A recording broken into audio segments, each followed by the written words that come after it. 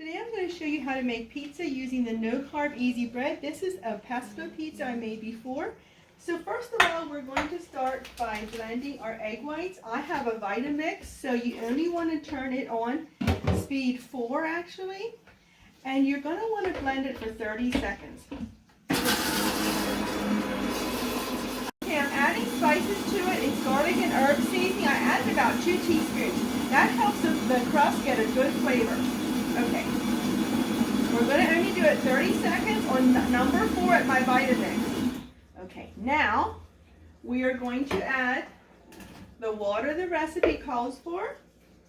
We're also going to add the mix. And now we turn it on again for 30 more seconds. And that is still number 4 simply because I have a Vitamix blender. As you can see, it's getting thicker, and the sides have cleaned off really good for this. So I'm not going to actually stop it and scrape the sides.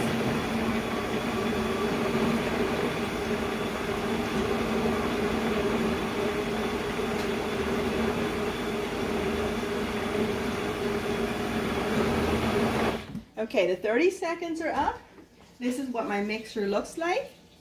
And what I'm going to do now is I'm going to prepare my pizza pan.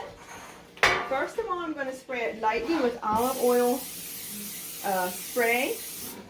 Then I'm also going to take my container and just lightly spread the pan with oil. Now the crust, you can see, is still fairly soft, and that'll make it easier to spread. It'll continue to thicken.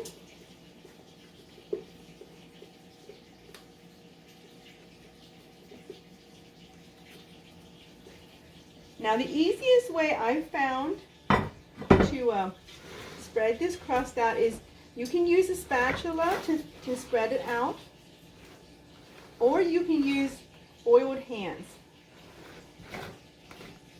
If you do it soon after you blend it, the spatula works great. I try and mound the sides slightly, like this, along the edges, so that when you put the sauce in, it won't run over the edges. Just kind of smooth it out the best you can, like this.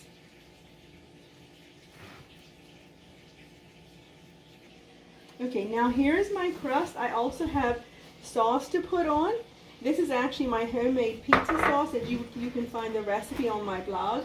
I'm just going to spread a thin layer. I use a little over a 1/3 cup. That is what I have found works the best for pizza. If you use too much, you can have your pizza too wet. But a 1/3 cup is what I find works really good. Now if you like more on, you may spread more on. But this is how I like to do it. And what I'm showing you now, I'm just going to make a simple pepperoni and cheese pizza. Now, of course, everyone likes lots of cheese. We're going to put a fair amount of cheese on this one. I have about 1.5 cups in my little container here. I'm just going to spread it out. And then you can either use turkey pepperonis or regular pepperonis like I have here. I'm going to just put a nice layer like this around the pizza. And then we're going to bake this pizza on the lowest rack the lower rack in my oven at 425 degrees. It'll take approximately 13 minutes to have it done. But I bake it from the raw crust. I found that way it does it the best. Now it won't be the extreme crispy crust that you find in some pizzas, but it is still really tasty. So here is our pizza. Now before I put it in the oven, I'm going to spray the olive spray around the edge of my crust. It helps it get it nice and brown. So there's the pizza. It's ready to go into my oven. And I'm going to bake it for 13 minutes. Now, an easy way to heat these pizzas up to really crisp the crust is to spray a little bit of Pam spray and a little bit of oil into a hot skillet. I have it on like medium high and cover it for about 2 minutes. and your crust will get nice and crispy. As you can see, the crust got very crispy, and now it is just perfect to eat it if you want a crispy crust pizza.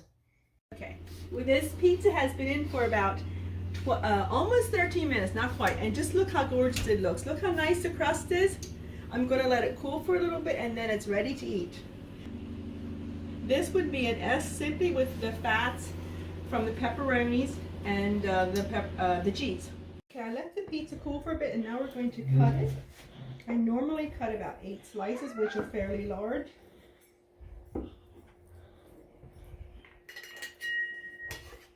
And here's what the pizza looks like.